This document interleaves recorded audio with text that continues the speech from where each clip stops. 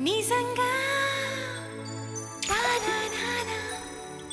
చెప్పాలంటే నిజంగా చెప్పాలంటే క్షమించు, నా పరంగా తప్పే ఉంటే క్షమించు. చిరాకే